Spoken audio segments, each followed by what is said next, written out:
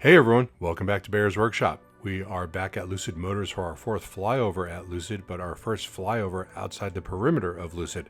As many of you know, we did receive a cease and desist letter from Lucid from flying drones over Lucid's private property. We did not fly today over their property, but did a perimeter flyover to catch the progress of construction. We're still working on getting connected with Lucid to work something out for, say, flyovers of the site. We will update you when we have some news on that.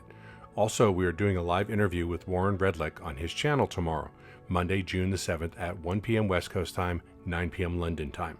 This is going to be regarding Lucid, and maybe we'll talk a little bit Nikola also.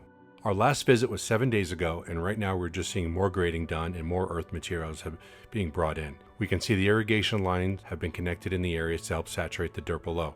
We're still looking at a few weeks before we see foundations, so we need to be patient for the more exciting stuff. If you like this video, please do hit that like button. If you want to see more content like this in the future, please hit that subscribe button, as we will be going out there at least once a week until things start to ramp up. If you want to help support this channel, please check out our Patreon account below. It's our Patreon accounts that help support us, that help keep us going. Now, let's go fly.